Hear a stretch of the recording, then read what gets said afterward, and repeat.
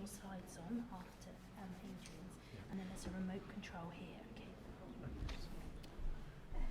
Great. So welcome to this seminar in the series on Now for the Long Term, and I'm absolutely delighted to have three really wonderful colleagues to help us think through some of the issues around health. All three of them are medical doctors, and all three have gone on to be leaders in their fields in really crucial areas.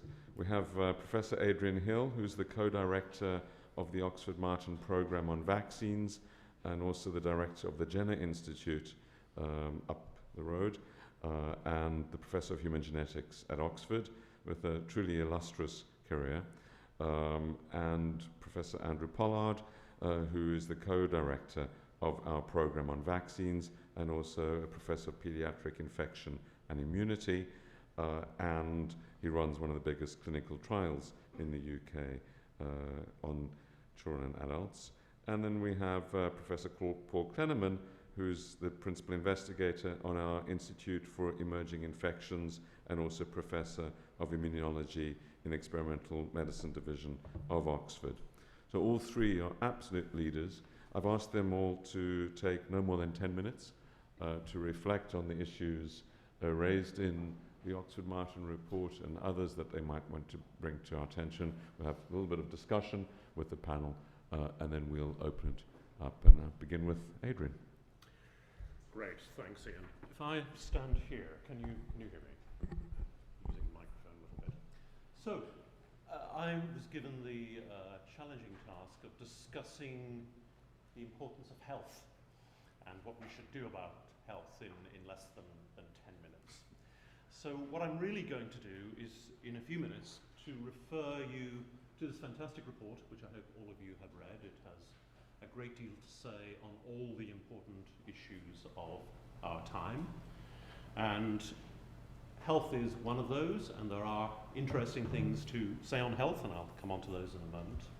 But really the overarching message is in the title, that we have failed in our institutions to create structures that are incentivized to think about benefit for all of us in the long term rather than in the short term. And of course, politicians are notoriously incentivized to win the next election, if not the next vote. And it's really quite a challenge for them to prioritize things that really matter in 50 years' time compared to what matters next month. But I think what this report makes a great effort at doing is pointing out what really matters over the rest of this century, as of course you would expect the James Martin School to do. So I would encourage you to look at that. It highlights one thing right up at the front on the issue of health, and it's important for a whole range of global concerns, and that is, in a word, inequity. It's summarized on this slide, which I borrowed, where, for example, if you look at where the malaria deaths are in the world, in red there on the top left-hand corner, they are very predominantly in the African continent, well over 500,000 deaths every year amongst African children. If you look at another important infectious disease, tuberculosis, which as you can see there is mainly an Asian problem, quite a lot of deaths in cases in Africa as well. But look at the Americas, very skinny North America, very few TB deaths. The bottom line is the converse, the number of doctors, lots and lots of medics in North America, Europe, Asia, not so bad. But look at Africa, you can barely see it in terms of the number of physicians per head. And scientific research, as you might expect, mirrors where the money is and where investment in research is and the numbers of doctors. So very few in Africa, relatively few in South America. So I'm telling you what you already know, that there are gross global inequities in wealth, and that has a knock-on effect on health, a very major effect, and on healthcare, and on scientific research. And of course, it's often been said that we misspend on scientific research because not enough money goes into the diseases of poverty and too much into diseases of rich people in rich countries. So, not surprisingly, the Martin Report highlights that it's an unsolved problem. We're making progress. GDP is higher in Africa than it's ever been. Good progress, obviously, in Asia as well, but a problem that is a long way from being solved. So, given a few minutes to speak, I've just put a few headings of the problems that have been highlighted. Non-communicable disease is a buzzword in health sectors at the moment. We know that more and more people are living longer, they're surviving infection in childhood, they're dying in old age, often of non-communicable disease. And therefore, the NCDs, as they're called, are seen as a major growth area for research, for investment, for disease control, which I don't disagree with. I would just query the nomenclature, if you like. We don't have a category of disease called non-cardiac disease. We don't have non-neurological disease. We do have non-communicable disease, and you've got 3 communicable disease guys here. So we do feel a little bit picked on by saying non-communicable diseases are really important and ready for prime time. But they are important. I've just picked out a couple that are increasing dramatically. Diabetes. We have good records. We know diabetes is increasing. Not just type 1, but also type 2. We know the incidence, type 1 over 1% now, type 2 more like 5% in some countries. In Finland, the incidence of type 1 diabetes has increased 6-fold over the last 50 years, or whatever. We don't know why type 1 diabetes is increasing.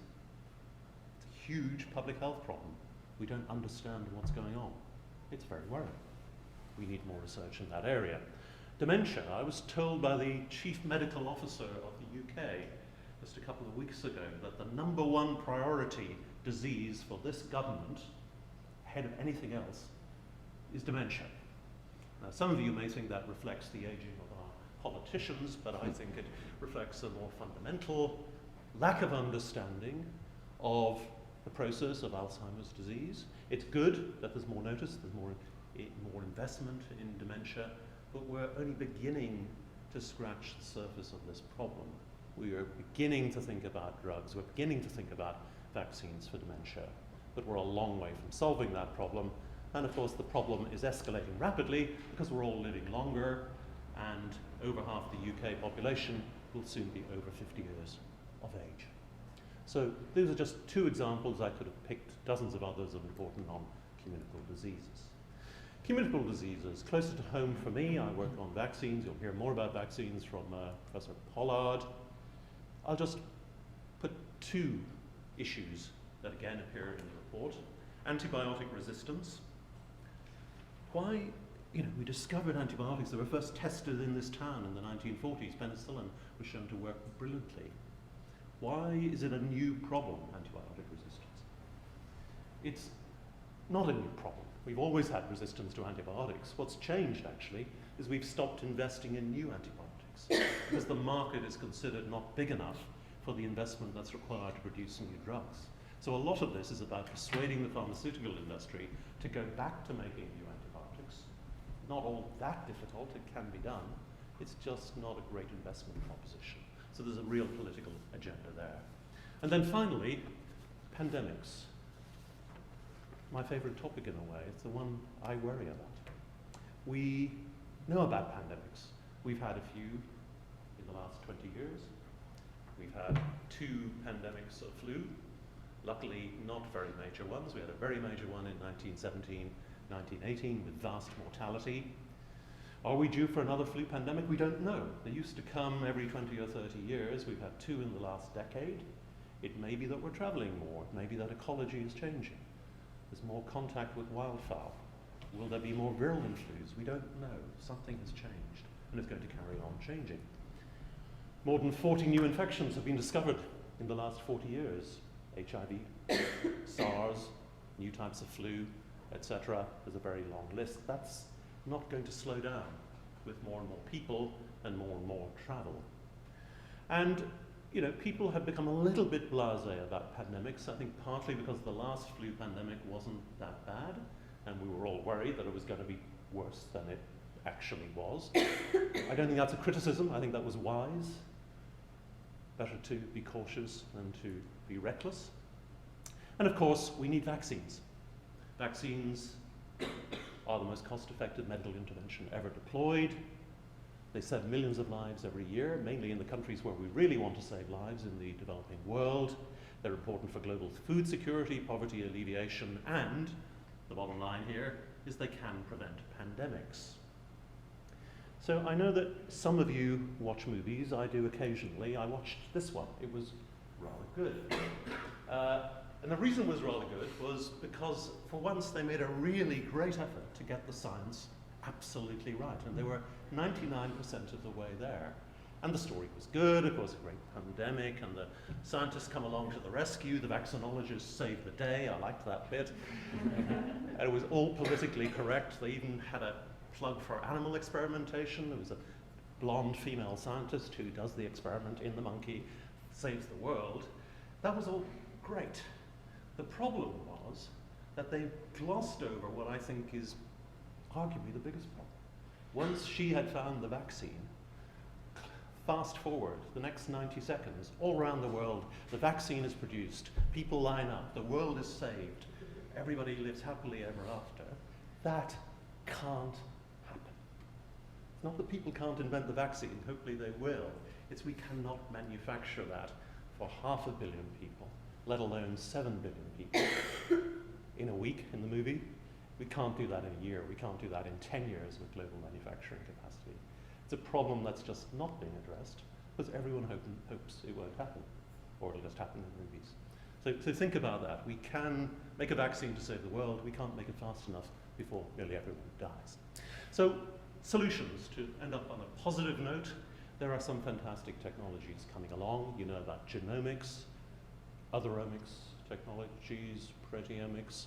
We can sequence your genome in hours now. How much that will tell us, we will know more and more about in time.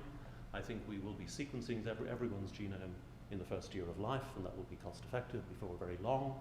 Regenerative medicine, rightly getting a lot of investment with stem cells. We should talk a bit about that. Very exciting technology for chronic diseases. Biotechnology, monoclonal antibodies and gene therapy have been around for decades now. So much so that they're not a sort of hot topic anymore, except that monoclonal antibodies are by far the fastest growing area of the global pharmaceutical industry. The most valuable drugs that we are making are not small molecules anymore, they're monoclonal antibodies. That's going to continue, and they're extremely important for all sorts of chronic diseases like rheumatoid arthritis. And finally, to come back to what I was emphasizing a moment ago, part of the solution is looking ahead. Forward planning. That's why reports of this type are so important. There's a lot of money spent, hundreds of billions on medical research every year, trillions on healthcare. We need to look ahead and anticipate issues because research takes time.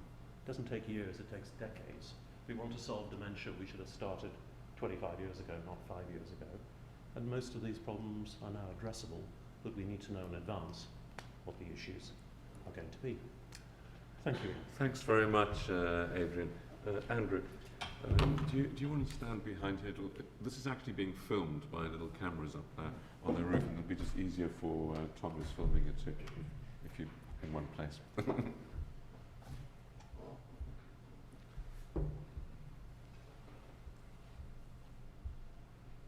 So I'm going to pick up to some extent where Adrian left off, and if we first of all perhaps just think about the title of the report, which is Now for the Long Term.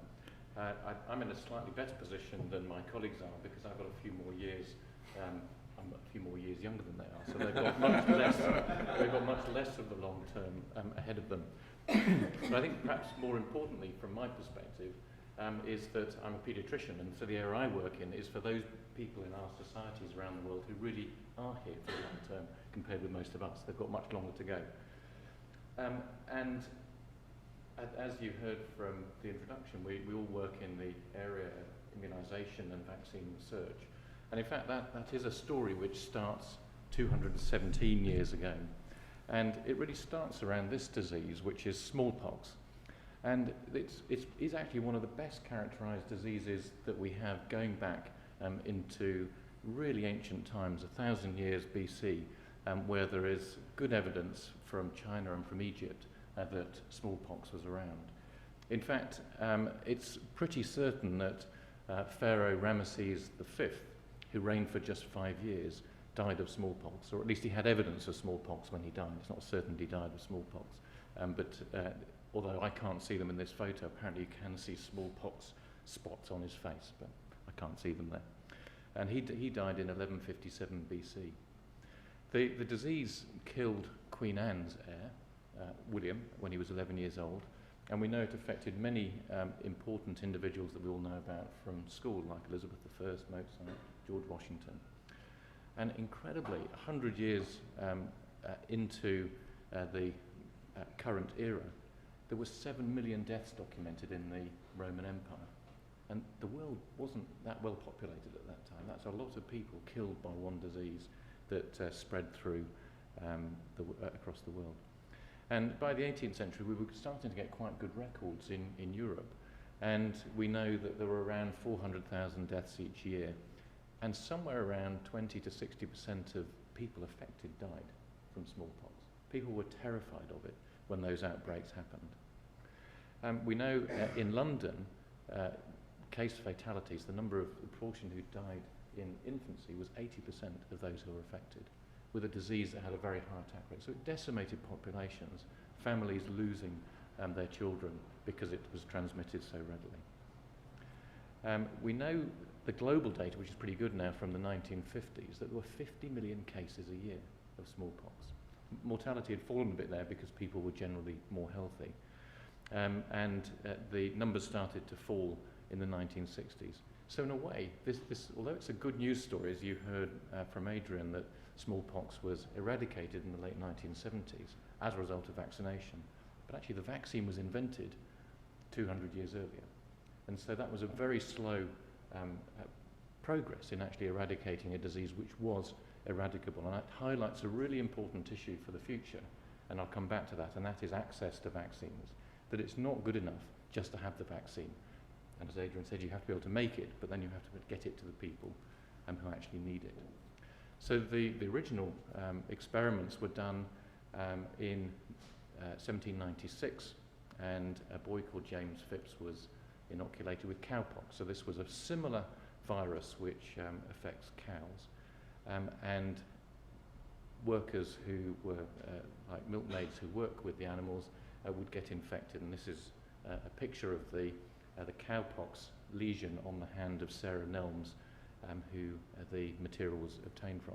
Cowpox doesn't cause any major illness in people, but it does confer cross-protection to the smallpox virus. And so by inoculating James Phipps with the smallpox virus, Jenner was able to show that he was then protected. In fact, he was so determined to show that he was protected, what he did is he then got some smallpox and tried to infect James Phipps with smallpox, and he didn't get it. So he tried another 7 times, and still couldn't cause him to get smallpox. Now, we might have some ethical concerns these days about whether that was appropriate with a potentially fatal illness. But actually, when you think about what was happening in the day, there was Lady Jane Wortley, who had been persuading people to use a different method, which was actually to take the smallpox virus and just scratch it into people's skin to try and protect them. And that actually caused a few percent of people to get smallpox and some of them to die.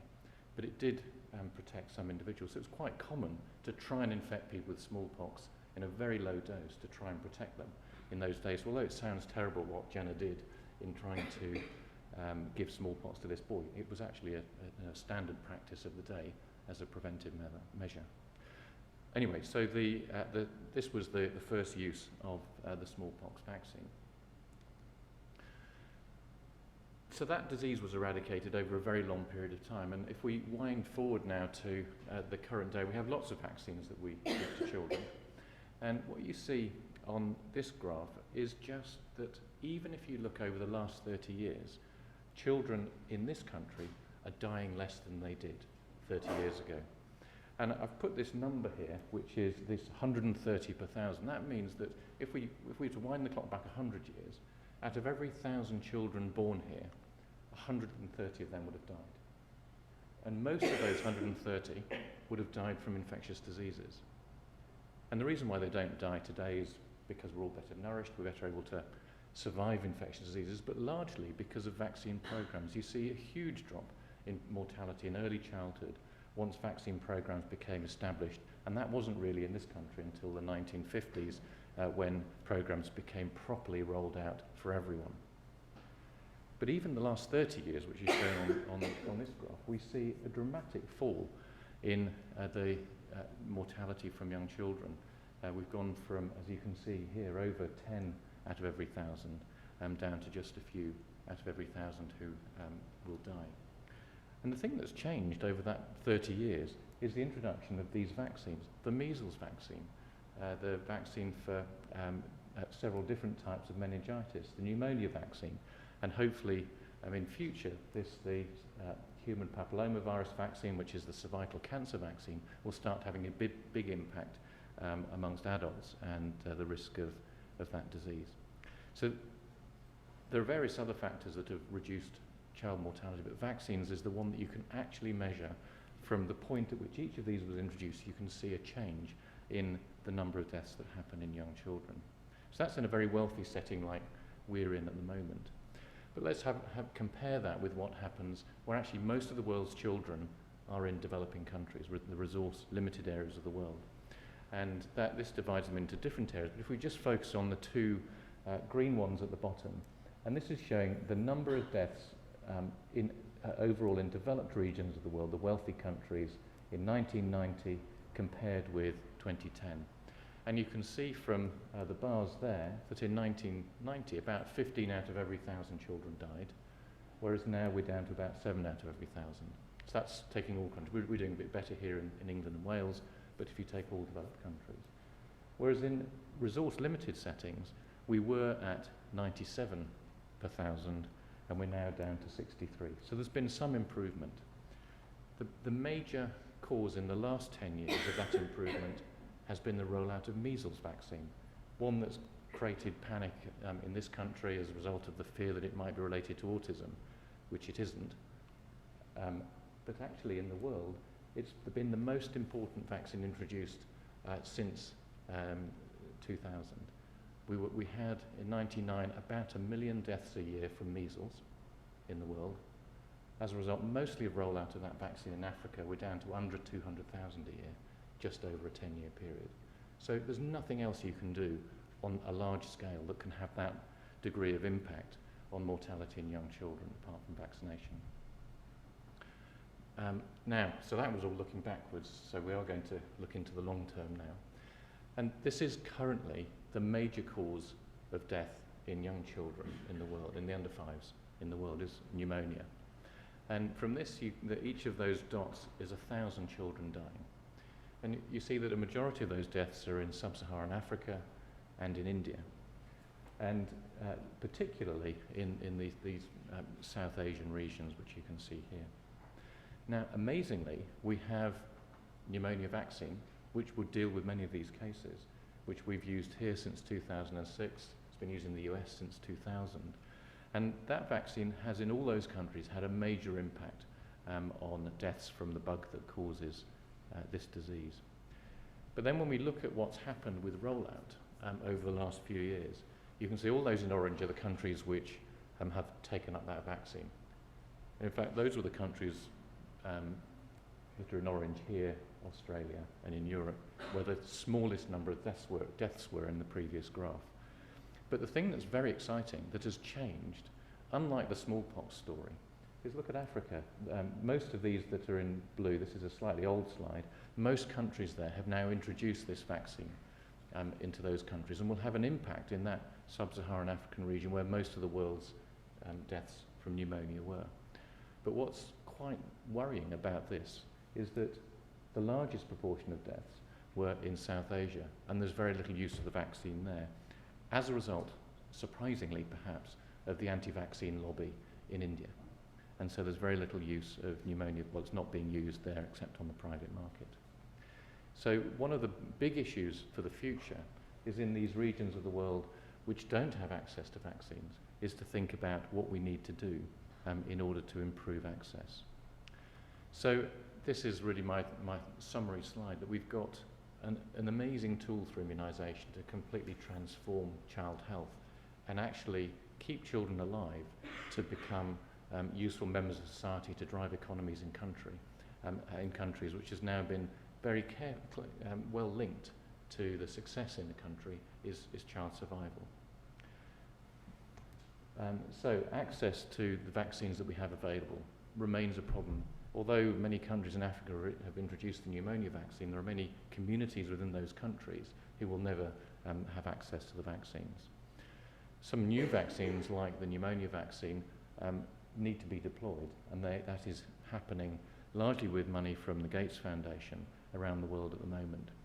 And what we also need is to develop new vaccines for the diseases that we've not worked out how to deal with, such as HIV, which was mentioned before. So I'll stop there. Thanks very much, Adrian. That's great. Paul?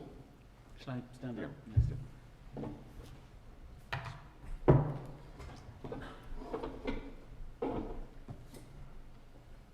Thanks. So I thought, rather than showing slides, I'd talk about a couple of patients that were brought to my mind when I was reading the report. And thinking about the patients, there were lots of issues with dealing with them that I thought might just bring out some of the points. And because if you just think about these vast numbers, sometimes it's difficult to relate that to individuals, which is in the end what we're trying to deal with. So the first is a patient, and this would be typical of many in the hepatitis clinic that we run on a Monday morning in the John Radcliffe.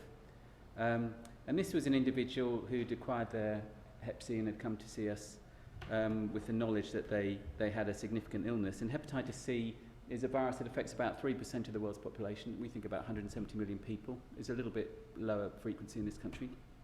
And one of the things that struck me as being relevant is that the virus is this individual strain is an African strain, and it had been endemic in Africa for hundreds of years. But it was in the last part of the last century, last 50 years of the 20th century, that there was a huge pandemic of Hep C that was spread, and it was spread by health professionals largely, spread through poor needle use. And a very good example of this is in Egypt, where about 20% of the population are infected with this, and that's through programs to treat other infectious diseases, so in this case schistosomiasis. So the emergence of this virus as a world health issue is driven, in fact, by our attempts to get rid of other organisms. So although public health interventions can be a huge force for good, and in general they are, we always have to remember that there are potential downsides, and this hepatitis C is one example of that. The other feature that I thought was relevant in this person's case is that, typical of many of the patients we see, this individual had acquired his hepatitis C through intravenous drug use. Now,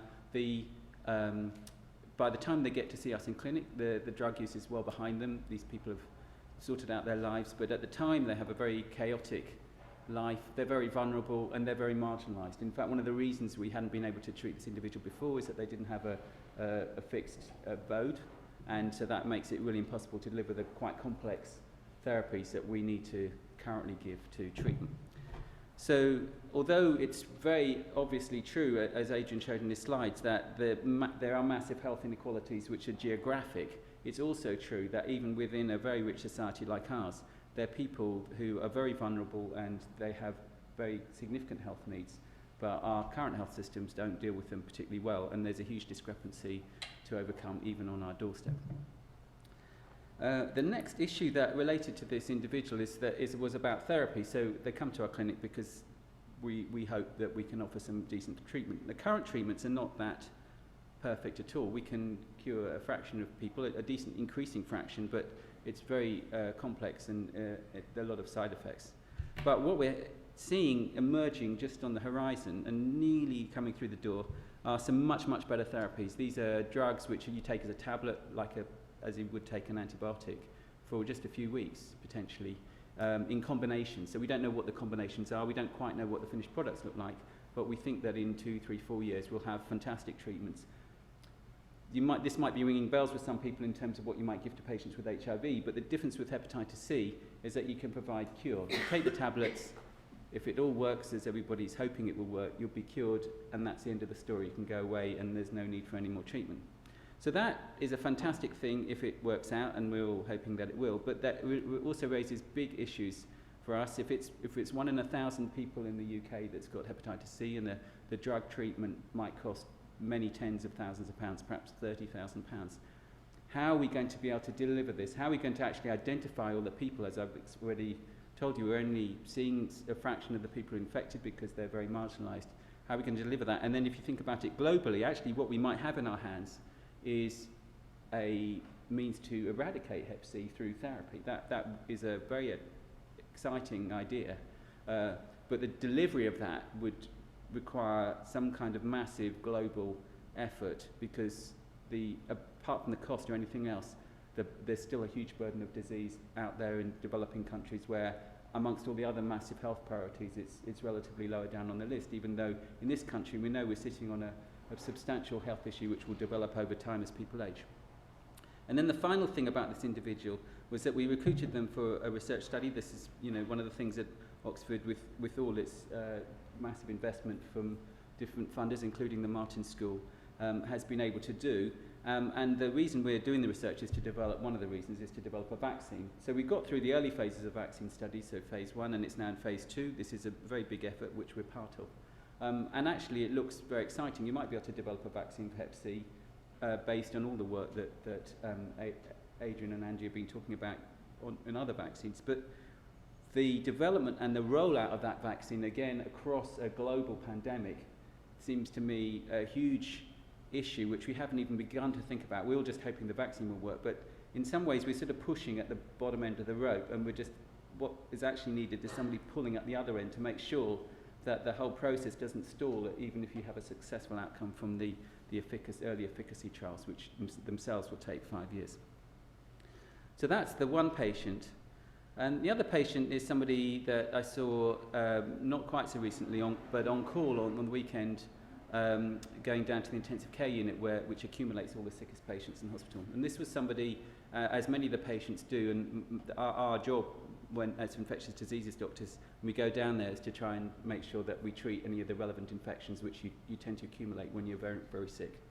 And this individual, a sample had been sent to the lab, and we'd cultured it on a very old-fashioned plate, which you probably seen pictures of old-fashioned bacteriologists gazing at, and we gazed at it just as they did. But unlike most other organisms that you'd see in the practice in the hospital, this organism swarmed all over the plate, and it didn't matter which antibiotics you tried to kill the organism with on the plate. It didn't mind at all. It was totally resistant to all the antibiotics that we conventionally treat patients with. This was a fully untreatable infection. In fact, fortunately, there was another antibiotic in the back corner of the lab that hadn't been used for decades that it was susceptible to. And that was our get out of jail card, but we were that close for not being able to treat the patient at all. So the other feature, this is a real problem. It's not something in the future. These things are out there and they're on our doorstep, and sometimes they get through the door. And the other feature that just struck a chord with me when I was reading the report about this individual is they'd acquired it in Iraq. So this individual had very horrendous injuries out in Iraq, and they'd come back through a series of repatriation steps, at which point they'd acquired the organism, but it'd been swept in this whole process. And so it's very difficult to divorce all these issues about health from all the other political and social issues which are discussed in the report. So I think I'll stop there. Great. Thanks very much, Paul. So I think one topic that's come up, I think very clearly is the changing nature of infectious diseases because of globalization and integration. And Adrian, you said something which I just want to test if I heard you right, and maybe get Andrew and Paul's views on as well. You said the problem isn't that that the antibiotics aren't working anymore, it's that we're not inventing new ones as rapidly as we used to. I think I heard you say that. And I guess what I'm thinking is that the case? Because I had understood that actually because we're using them so much more, and so many more people are, and that's a good thing. People are a lot wealthier, and many more people around the world are using many more antibiotics than they could previously.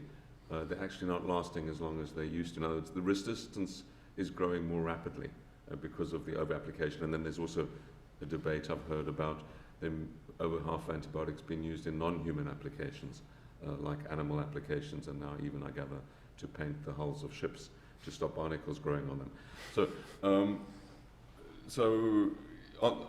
Is it that we're not inventing them fast enough, or is the other part of this that we're actually expiring them quicker because of the excessive application and use? Yeah, what you said is correct.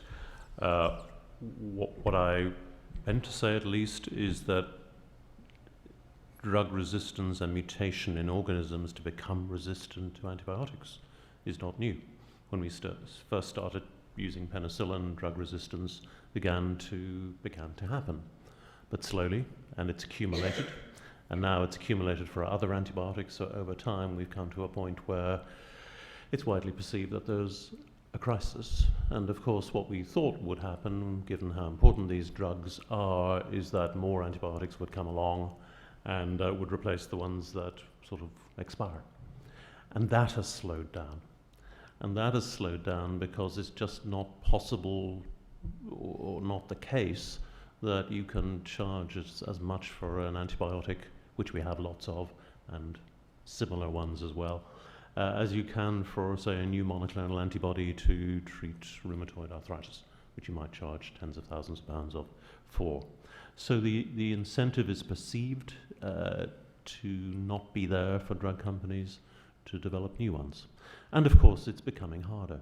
So we've cured the easy diseases, we've made the easy drugs to make. It becomes harder and harder to find completely new types of drug that won't suffer from the resistance that has been evolved to existing drugs. So yes, I think we need a new incentivization structure. We need help from economists to tell us how to do that, to persuade industry to invest again, because it's becoming very, very problematic. And of course, another of the problems that we haven't stated, I think, is that this is worst in developing countries. So take, for example, a disease like melioidosis. Hands up anybody who knows what melioidosis is. Many medics? Not many, not many. And I tell you, most medics don't know.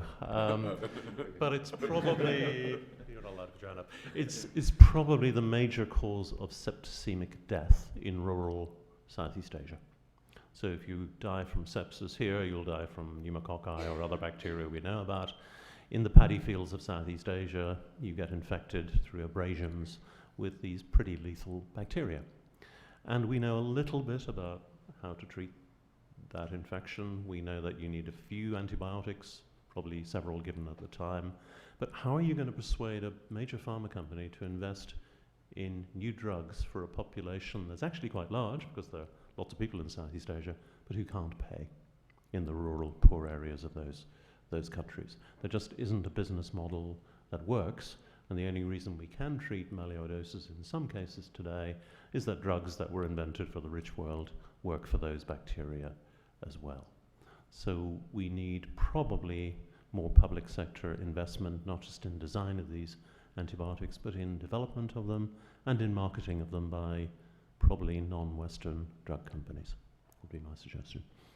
I'd just make a comment on the overuse issue, which I do some work in Kathmandu in Nepal, and one of the things we've been studying there is pneumonia, which is one of the issues that I raised here. And we studied a few thousand children over a couple of years who came into the hospital with a temperature. So many of those would just have a viral infection and didn't need any treatment, could be sent home again. And we asked the parents when they arrived if they were on any treatment, and about a third of them were on antibiotics, which they had got from pharmacies which you can go to in the city. But we tested everyone to see if they had any antibiotics in their system. And there's another third who were on antibiotics but didn't know they were, because they didn't know they'd been given something they didn't know was an antibiotic, and they didn't report it to us. So when you have a system where there is such easy access to antibiotics without any consultation with someone who can make an assessment of whether it's appropriate, you can end up with a very overuse of antibiotics in the population. Now, it may be that for many children that easy access is actually life-saving, but because you're using it on such a large scale, resistance develops in many of the harmless bacteria that we have in our bodies, and that then gets transmitted to the dangerous bacteria when we do get them. So we know already that if you restrict that use of antibiotics, you can have a big impact on the amount of resistance in the population. And that's already happened in countries like this one, where GPs are now prescribing much narrower spectrum and often more old-fashioned antibiotics rather than the new ones for routine conditions. And we then find that there's less resistance in the population as a result of that. Another great example is on special care baby units, where there's been some great studies in the United States where they've switched from using expensive modern antibiotics to the cheaper, narrower spectrum, old-fashioned antibiotics, and found the amount of resistance on the special care baby unit went down. Now, that's all very well in our setting where we have good microbiologists who can identify what the bug is, and we know if it does turn out to be a resistant one, you can get the appropriate treatment. The problem that we have in many settings, and I think this is very much related to Adrian's comment, is actually you don't have good microbiology, you don't know whether it's a resistant organism, and if you give the narrower spectrum old-fashioned antibiotics, you may end up with a child who dies because you weren't giving something that was appropriate for them. And that's certainly something we see in the hospital in Kathmandu, where there's a lot of resistance. You end up, the only way you can be sure of treating real infections is the broader spectrum antibiotics. Yeah, I was just going to say another issue that you might not think wouldn't think about based on your experience in Western healthcare systems is counterfeit drugs. And so many, in a setting where you're asking people if they've taken antibiotics, and you can actually be sold antibiotics which look like antibiotics in many parts of the world which actually don't contain, well, they don't contain the active ingredient, but it's worse than that, because in fact, in order to beat some of the systems to basically show that there's some drug in your tablet, they put the smarter counterfeiters put a small amount of drug in, which is exactly the circumstance which allows resistance for microorganisms to develop. So it's a very significant criminal activity, and it's apparently quite widespread when you go looking for it. So just to add to the mix of all the complexity there, that's just something else we need to beat somehow. We didn't comment about the animals, but I think Adrian should comment on that as head of the Gender Institute. Yes, well, as you know, we're in favour of vaccinating animals rather than giving them antimicrobials. But yes, again, that is a contributor. There has been a movement to decrease the amount of antibacterials used in livestock, all types of livestock, and I think that is gaining traction, certainly in Europe, less so in North America at the moment, but I think it needs political pressure to try and implement that. I don't want to scare anyone, but you know, in a ranking of 1 to 10 of what you think is a really serious global health threat, where are we with this combination of resistance and the threat of a new pandemic and not having the right drug at the right time? I'm not talking about pharmaceutical manufacturing capability. I'll come to that in a minute. But just on, is this at sort of at the low level of threat where one can still do something, or has the horse bolted? I think we've got a very interesting discussion on the meaning of threat. So there's risk and there's harm. And I'm more worried about things that are very, very unlikely to occur, but if they do occur, decimate most of the planet. So there's a tiny, tiny, tiny risk of a really terminal pandemic, but I think we should be doing a lot about that, because that's an awful event. That means most of us won't be here and civilization would disappear. There's a very, very high probability that antibiotic resistance will get worse. It's getting worse all the time. So that's near certain. It's going to carry on getting worse. But we can do something about it, and most of us will probably survive it. So I think in classifying those harms and risks, we need to, rather than just rank them 1 to 10, to discuss likelihood and what the actual harm we're worried about is. I'm not going to ask you for a poll because the pandemic issue is I think, a good one to bring up. That we now know from research done over the last 5 years exactly which mutations you need in the flu virus for it to be like the 1918 pandemic to cause the amount of death that it did. And essentially what you need is to have a virus that transmits very well from person to person and then also gets down into your lungs and makes you seriously ill so that you have died. There's a high mortality. And today, every single one of those mutations is out there, mostly in China and other parts of Southeast Asia, in different viruses, in animals, mainly in birds. And so it isn't a big leap to think that once a bird gets infected with a couple of those viruses, that those mutations will come together and form a new virus, which can cause a pandemic. And the H7N9 virus, which has been in the news a bit recently, is not so far off that. It only needs a few more mutations to happen for that then to become a pandemic. Now, whether it will do, as Adrian says, is a completely unknown quantity. But that is a very real risk which is out there, and you can measure it. Well, I'm glad we're putting a lot of Oxford Martin School money into these areas, because I shared, and I know James Martin shared this concern. Let me just raise one more issue and then we'll open it up. I think all of you, certainly Adrian has talked about it explicitly, has talked about the backlog or the inability to get drugs in volume to market in anything like the scale that's required, at the price that's required. If you were the head of whatever it should be, the FDA or UK competition policy or whatever it is, and I'm interested in each of your brief solutions to this problem. So incentivizing drug manufacturers to invest in the areas that are major public health needs. Yes, either on antibiotics or...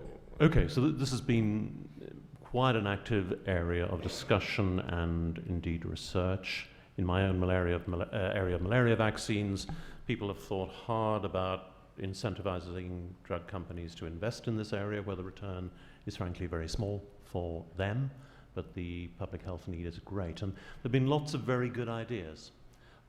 The problem actually is testing them, and a few have been tested. So one that's often discussed is giving a company patent life extension on a blockbuster drug for, say, arthritis, in return for licensing a drug for a neglected disease.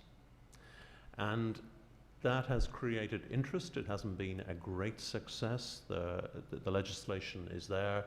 It's not been adopted very often, partly because it's quite difficult to make drugs for some of these, or vaccines for some of these diseases. The other idea that's out there, and has actually worked reasonably well for pneumococcal disease and pneumonia, which Andrew spoke about, is of a sort of prize fund. So the idea would be, if you can make an AIDS vaccine, we will undertake to buy at least $5 billion worth over the next 5 years of your AIDS vaccine and distribute it. And that looks like a good deal for a drug company. They'll get their money back if they invest $1 billion. The problem in it is, again, that hasn't happened because of technical difficulty and scientific difficulty. Where it has worked is, I think, in getting pneumococcal vaccine out there, where a lot of Gates money and other money has gone into taking a vaccine that I think sells at several $100s in North America and charging about less than $10 for it in the developing world. Of course, that gives you an idea of the profit margin there might be on that vaccine, but that's not entirely fair, because when you start distributing billions of doses or hundreds of millions, it's less expensive to manufacture. And then I think what really has worked is not so much the pull schemes, where you put a prize fund at the end of the day for a company to be assured there'll be a market, but more the push or the investment early on by lots of funders to try and incentivize more good people to move into research in very difficult areas. And of course that kind of happens anyway. The government does that here by saying, this year dementia is a big priority, we're going to put money into it. You bring in good scientists into that area. So there are a mixture of different carrots that can be tried, but there's no easy win solution, I think is the answer. You want to comment on this? Yeah, I think there's one very interesting mechanism which was put in place about 5 years ago, and maybe it's a little bit more than that now. And it was really pioneered by Gordon Brown when he was the Chancellor. And what he did was working with other governments, and particularly the Norwegians and with the Gates Foundation, established a fund that could be accessed for sort of to underpin and guarantee vaccines and their availability.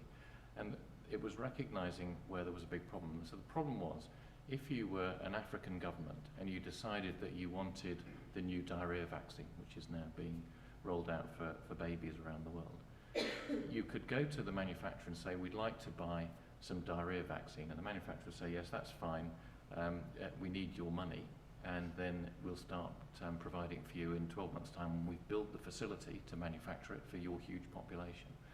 And the government say, well, we don't know if we've got the money, so we can't pay you up front. And actually, we're a bit politically unstable, so we might not even have a government next year. And so for the manufacturer, there was no way they would take the risk of building a plant to supply that.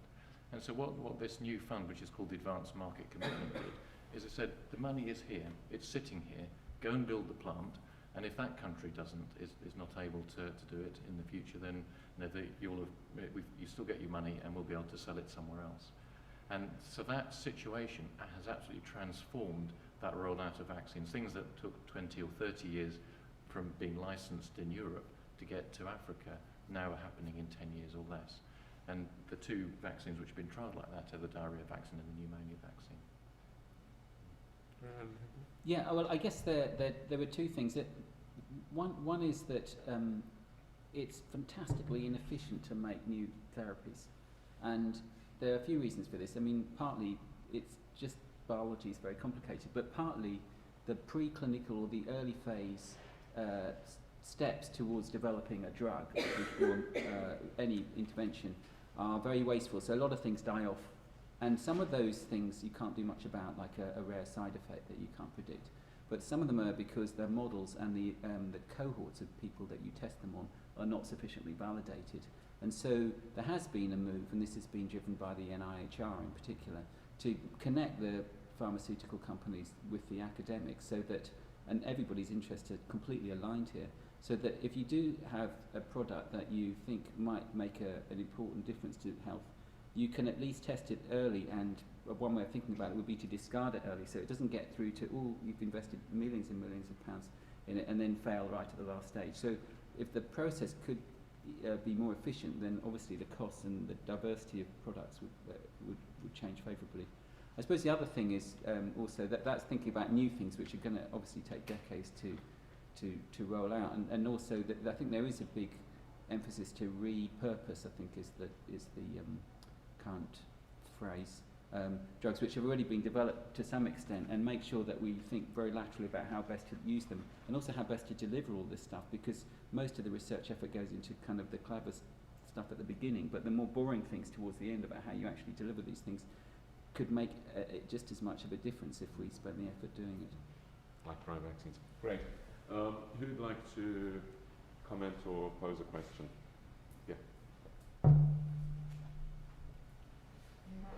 Thank you very much for really, really interesting presentations and discussions. Just to comment on, I'm sorry, I'm just trying to fix my hearing aid first. Just to comment on this pricing and R&D issue.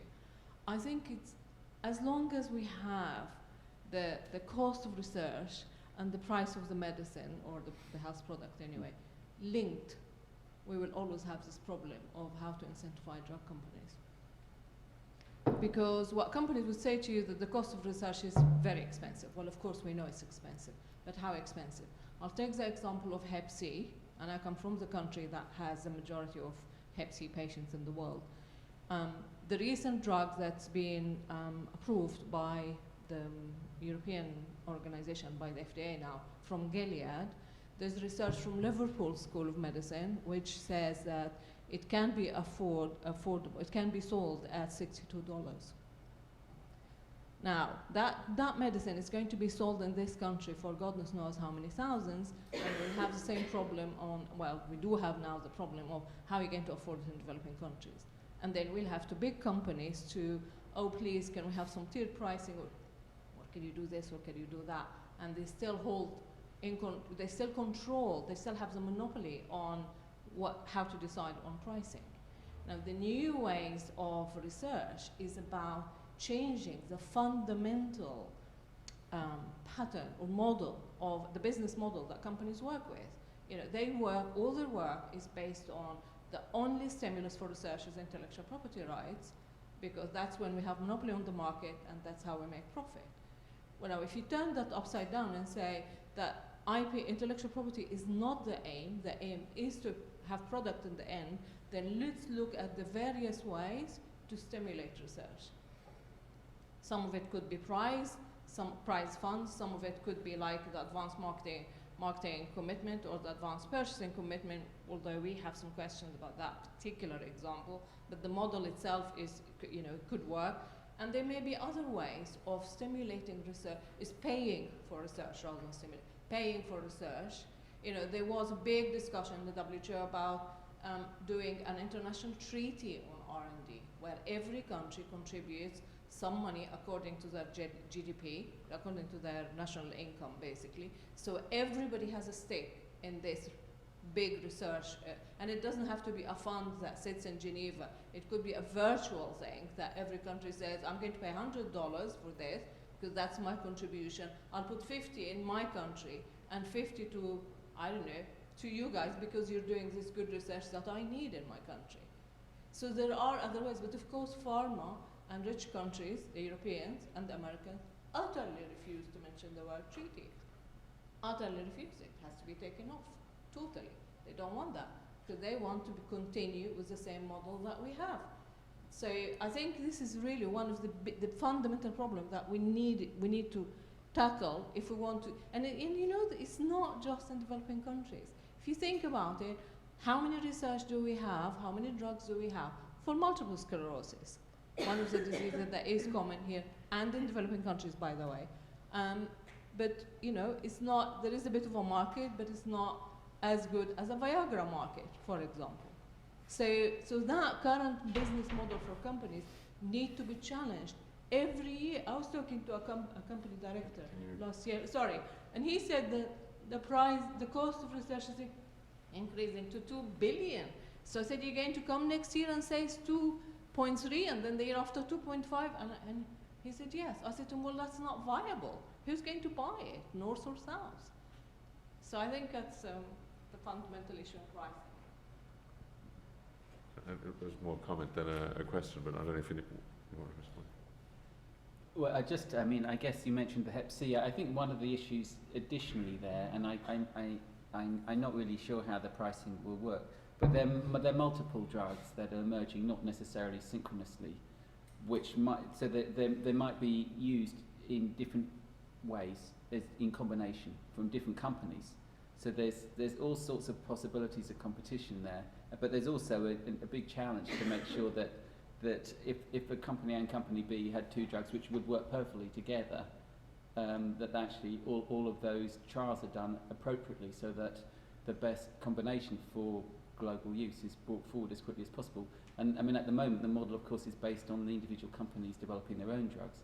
So there are lots of challenges like that need to be overcome. But I guess the more activity there is in the area, competition should at least help to drive the prices down, in addition to anything else that might be done. Yeah.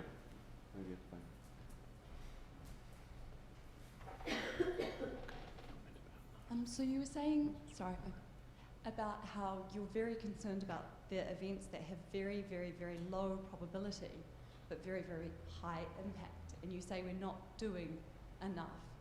What could we do tangibly now to make a difference? Would it be building manufacturing plants that are sitting there in that very unlikely event that could kick up really quickly? Sure, that's a great question. Lots of people have thought about that. I think, to be fair, we're doing a lot of things better. We have a system in place for identifying viruses now, which is working. And we've seen it work very quickly for SARS, for other coronaviruses, for recent strains of flu. So we've improved very markedly in our ability to identify the infectious agent, know its entire genomic sequence, and to get started on trying to produce drugs that we may already have. So if you have a new strain of a certain virus, drugs that work against similar viruses may be highly effective. If you know what you're dealing with, that gives you a great head start. What I was flagging up, as you correctly said, was the challenge of manufacturing. So even when we have a new strain of flu, we know how to make flu vaccines. We get a lot of practice because we change the flu vaccine every year. It's actually every 6 months. We have annual changes in the northern hemisphere, and of course the southern hemisphere is 6 months earlier or later. So yeah, you're absolutely right. It's really expensive to build manufacturing facilities. To keep them idling is really expensive. I think there are other things that you can do. You can come to agreements with major companies who have those facilities and often have spare capacity, that in the event of a certain level, and WHO will classify the level of threat with certain potential pandemics, that you convert the use of those facilities. And that's expensive, but it's a lot less expensive than having a global pandemic that goes wrong. And what we do have is a sort of global coordination, fantastic epidemiological setup for most of the world for monitoring microbes, and a lot of investment has gone into that area. My point is that nothing has gone into having the manufacturing capacity ready. And to be fair, it's not easy because we don't know what sort of vaccine will be needed, we don't know where it's going to be produced, we don't really know how much we need, but we can make estimates and make a plan. Can you turn a non-vaccine plant into a vaccine plant? To a certain extent, you know, the interesting thing is that all the rules change when there's an emergency. So you saw when anthrax appeared in North America, or just about appeared, that all the rules changed on what governments could do about accessing antibiotics that weren't otherwise accessible. So yes, governments are sovereign. They can acquire, they can commandeer the manufacturing plants. They can't make the people skilled in making the vaccine, which they don't know anything about. So that's just, that model doesn't necessarily work. But I think the discussions need to start now about what should be done. And there's an additional difficulty for flu in the time that it takes from the beginning to actually have a vaccine. Most of the flu vaccines in the world are made in eggs, and you need 2 eggs for every dose. So the number of eggs you have to be able to get ready for a pandemic when it suddenly happens is enormous for the world's population. So there are major manufacturing problems with the current approaches, and that's changing. There are new approaches that have been developed and have come online in the last couple of years, which means that things can happen very quickly. And in fact, when this virus, the H7N9 virus, appeared in China, the process to make the first prototype vaccine took about a week. And what the Chinese authorities realized is it was very difficult to ship the virus from China to America to start that process. And so what they did is they sequenced the genome of the virus and emailed it to an institute in America. And then from that sequence, they then reconstructed the virus and sent it to Italy to a vaccine company who then started manufacturing. So we have some shortcuts now to the process. And that vaccine's already been in trials. A hand here, and then there. Is the mic on? So it was mentioned that child survival is linked to the economic growth of a country, and implied that at least some of the causation runs from lower child mortality to more economic development. And while health outcomes, of course, have intrinsic value, it's often important to make the economic case when advocating for more investment in global health. And I was wondering if one of you could elaborate on whether you think there is a tangible link between lowering these preventable deaths and economic growth, and if so, what mechanisms facilitate and enable that link, because so many low and middle income countries have really high unemployment. It's not like there's a shortage of healthy workers to fill the available jobs. Can I give one example of a patient I saw in Kathmandu earlier this year? And this was a 3-year-old who'd become unwell and was admitted to the hospital and became more unwell in the hospital. And so it's unusual in that part of the world, and that there was an intensive care unit. And the parents paid for the child to be put on a life support machine. And when I was there, I did a ward round and was getting better, was going to come off the life support machine the next day. And so I was feeling that actually this was fantastic medicine, that they managed to treat this child and get to that point. And so when I got back here, I emailed the paediatricians there to ask, how things had gone. And they said, oh, the child died. And I said, how is that possible? And they said, well, the parents ran out of money that day, and they switched off the ventilator, and so the child died. Another 24 hours, and I'm sure that they would have been fine. That family was then plunged into poverty as a result of that child having developed pneumonia. So I think that's a perfect example in one family where they've gone to where they could actually afford to pay for intensive care for their child to a point where they were plunged into poverty as a result of the health care. And a vaccine in that setting costing a few dollars would have made all the difference. And that's just one example. You can take many examples like that. So just on my favourite disease, malaria, it's said, well, we know that we're spending about $1.7 billion this year trying to control malaria.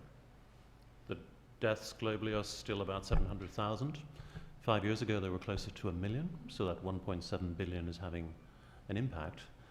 The figure I think you allude to that's out there is that the economic cost to Africa per annum of malaria existing is of the order of 12 billion. Now that's a very difficult, very rough figure, but it's much bigger than the amount we're spending on malaria control. And the more you think about it, the more examples you can see of how that works. Firstly, when you have malaria in childhood, children don't develop as well. If you have severe malaria, there's a lot of evidence that there's subtle neurological impairment even in the children who survive. Their performance at school is less good. So there's an impact on the whole population's education, if you like, in the areas of hyperendemic malaria.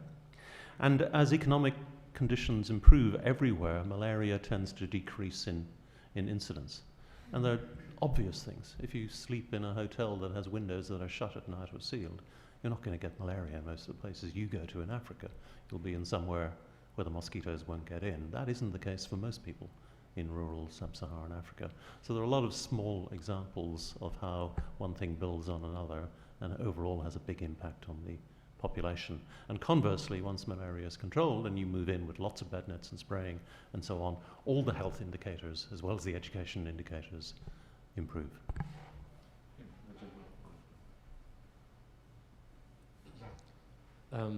Yes, so my question is regarding the kind of economic incentive schemes for drug production in the private sector. And it seems to me that based on the fact that we have a market economy and that pharmaceutical companies are essentially profit maximizing entities at the end of the day, there are kind of two connected problems really. The one is that they allocate their research budgets kind of disproportionately towards drugs that are kind of attractive in terms of rents but not really useful for humanity as a whole.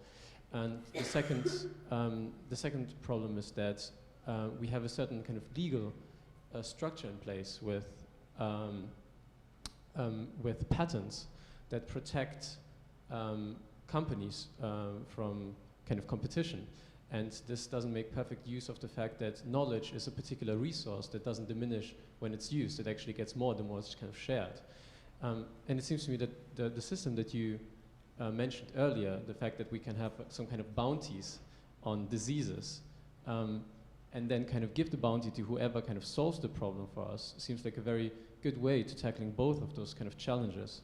And my question is, what are the problems with this system? Why are we not doing it?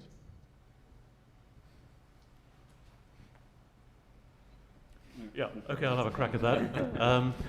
I'll get part of the answer earlier. The prizes are for very tough targets at the moment. So the ones that I know about, I mentioned an HIV vaccine. The reason we haven't got an HIV vaccine is not because industry hasn't invested.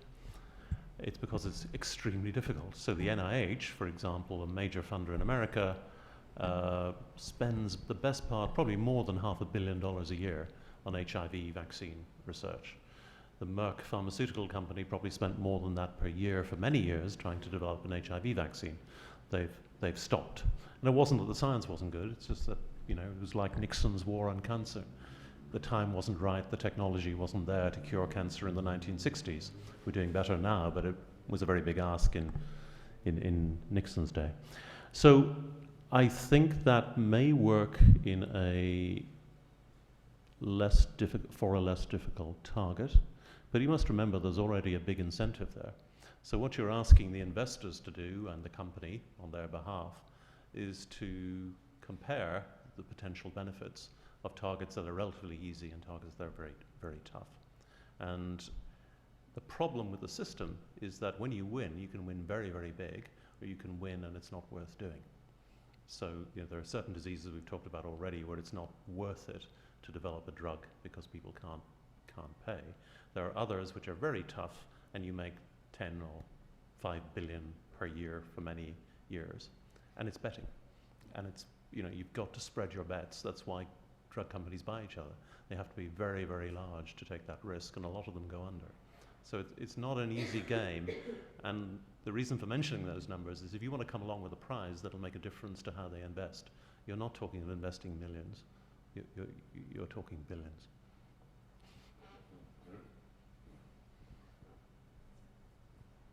I was very struck by the comment about anticipation and forward preparation that several of you talked about. But it also strikes me that that's probably one of the most difficult things to do, given that there's a huge status quo bias amongst key players, whether it's industry or even the scientific community and government. And I think part of that is because there's a huge amount of linear extrapolation from today's trends, rather than looking at the big discontinuities that all of you were referring to. What have you found to be most useful as you're trying to communicate these imponderables and these big trends that are actually quite difficult to convince people of in the here and now? I should mention that Aaron has worked with the Singapore Foresight Group. It was clearly a very informed question. In fact, I suspect it was a question for you, Ian, because you have made the greatest contribution to answering that by bringing this very, very distinguished panel together, and I'm not sure that we should try to add to their global view, but please do summarize it. No, please do. Thanks. So we know the future's unpredictable, but we also know that we have to make huge decisions that will shape it. And my own view is that the more that we embrace that and invest, Heathrow Airport, decisions on energy in the UK, decisions on antibiotics, decisions on HIV/AIDS and everything else, investment in children, we will determine the future. So we don't know what's going to happen, but we know we can make it less difficult or less challenging, and we know that we'll be better able to harvest the upside if people are educated, or if they have infrastructure, or you can get from Oxford to London quicker rather than slower than when I was a student. So I think there's a whole series of platforms one can create, as you're doing in Singapore, which allows you that can never be premised on predictability, but a response of being paralyzed in the face of uncertainty, which is often the political response, is absolutely the wrong way to go, because then you just undermine any ability to embrace the future. That would be sort of the generic way that I see it. I guess there is an issue over what you were commenting about, that the leaps are linear rather than, and I suppose that's because most funders are prepared to fund much more where they can see that there's an easy win, because for them they know that they're getting return on their investment. But actually what you need to do is to have a degree of investment that is risky, because it might not go anywhere. And I think that's increasingly difficult in the way that we're in so much more of a regulated environment where everyone has to prove the metrics of what happens. So I think we've got a problem in recognising what might be something exciting, but might not.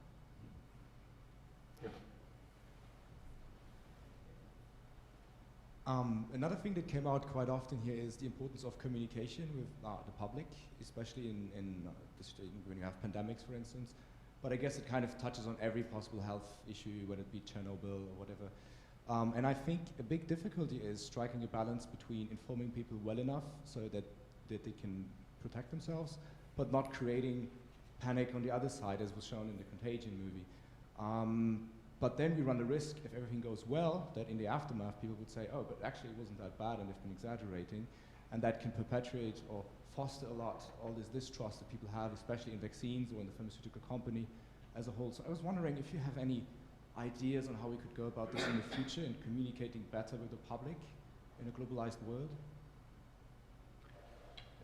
So one thing I feel fairly strongly about and is being addressed is trying to provide the press, first of all, who are the main culprits, and the public after them, with a proper quantitative understanding of risk. We have lots and lots of data on the risk of bad things happening, from whether it's cycling up to Headington, taking a bus to Heathrow, or getting on a plane there and going to America. And most people don't know what those risks are. There's masses of data. So the unit I would encourage people to think in is called a micromort, which is a 1 in a million chance of dying. And there are data on your risk of dying with a whole variety of events. They're actually a pretty useful guide to risk. So for example, we know a lot about the risk of nuclear harm. There's lots and lots of data on that. There's lots of data on pandemic risks, not for the future, but from the past. There's lots of information on quantitative risk of your aeroplane not getting to its destination. And people don't govern their lives by information that's available and quantifiable. We just think that a risk of 1 in a million is the same as a risk of 1 in a billion, is not very different from a risk of 1 in 500. They're all very small risks. They're massively different. And the press has no way of communicating that I have seen that is intelligible to most people. And you can read the Daily Mail every week and there's a breakthrough in this or that or a horrendous risk of something else, and you won't find a number on it. And until we start talking in numbers and get people to understand what we mean when we say there's a risk of this happening, then I think we're in the dark. So how are we going to educate people to think quantitatively about risk? I think there's another issue in that most of us completely misunderstand the role of the press, and I was reminded of this during the time where MMR and autism was at its height in about 10 years ago. And I was talking to a prominent journalist who said, and I was saying, but if you weigh up the evidence on one side versus the hypothesis on the other, which has no evidence and actually isn't really very plausible, and the impact that it's going to have on cases and eventually deaths, why are you running? And the response came back, your job is public health, our job is to sell newspapers. Even if it's going to kill people. Any more questions or comments? Yeah. So I was just looking back at the example on the overuse and misuse of antibiotics in Nepal. I was just thinking about how a lot of the times medicine, when it is being, when medical knowledge is being transmitted underground, there tends to be a lot of miscommunication that happens. And a lot of this, I just went to a talk last week, for example, where this woman who was working in Guyana basically said that the biggest problem there was at the hospital, the medical practitioners in the hospital were not, they were not equipped with the right skills and the language skills to convey their messages or convey the correct form of treatment to indigenous peoples in the area, for example. And in Malaysia, you see paracetamol, for example, and antibiotics being seen as the cure-all for all diseases. And in many ways, this introduction of Western medicine into, for example, rural or indigenous communities has come to undermine indigenous forms of medicinal knowledge. So I was wondering if there has been any research or, I guess, recognition of indigenous forms of knowledge in bridging this gap between delivery and also in addressing health issues, and if there are actually viable solutions within these systems of indigenous knowledge that could be better solutions that are that we can at least disseminate globally, rather than looking at pharmaceuticals, for example, as the solution to all our health problems in the world. It's a good malaria story for you to tell, Helen. Yeah, I don't think the communication issues are very different for indigenous medicines or any other medicines. I think the real challenge is communicating to people who are often speaking in their second or third language to you, if they are communicating with you, and you're trying to communicate concepts to them that they're not familiar with and would have difficulty evaluating. So we do research in relatively poor areas of Africa. We interact with a lot of communities who translate what we say into local languages. We have consent forms that often can't be written in the local language because the local language is never written down. And it's a huge challenge. The good news is there's a lot of research going on in how you communicate to mothers about their babies, about concepts that, you know, I've just mentioned about risk that they won't have thought about before. And very often you're talking about trust rather than risk, and communicating to them that they should trust in you. There are innovative ways of doing it, a lot of diagrammatic and pictorial representations, often with electronic gadgetry that's new, that is helpful. Lots of PhDs are being done in this area. Ethically, it's very, very complex to ask somebody to make a decision about a risk we don't know about, of a novel intervention that might benefit them, when they are often thinking about community buy-in and community consent rather than individual judgment. So in most of the villages we work in, it's a village level decision. Often we think made by one or two people, and everybody tends to go along, even though we ask for individual consent. So it's a great question. There are many dimensions to it. I don't think those sorts of issues really differ for whether it's a Western drug company's medicine or something that's been used for thousands of years. But I agree with you that relating that back to medicines that they're familiar with often helps people make the right decision. No, Paul or Andrew, you want to come in on this? And we're going to wind up. So if you any final comments you have, use this as an I mean, I guess part of your question might be that there are plenty of drugs, and there are some fantastic examples of things that emerged from traditional medicines that particularly the current best treatment for malaria. So I think that there is a huge amount to learn, and I mean, I guess we perhaps don't tap into that sufficiently, but people are aware of the potential. Great. I'm afraid that's all we have time for. Just before we thank our fantastic panel, just bring to your attention some of the forthcoming events here. The 2nd of December, so that's, I presume, next Tuesday, there's a debate on geoengineering, which is a very significant topic, here at 5 o'clock. Next Wednesday, Mark Walport, who is the former head of the Wellcome Trust. Sorry? Tuesday. Okay. 3rd of December. Tuesday, is it? Yeah. Good. Tuesday, Mark Walport, who was the head of the Wellcome Trust, is now the Chief Scientific Advisor to the UK government on big data. On the 5th of December, Thursday, Sir John Beddington, the former chief scientist who's now the advisor to the Oxford Martin School, and Lord Martin Rees, concluding the seminar series at 3:30 on Thursday, and then that will be followed at 5:45 by Gary Kasparov, the chess player, talking about machine-human engagement. And of course he played a lot with and developed the software for computer games, really about chess originally. So those are the final events of this term, which I invite you all to.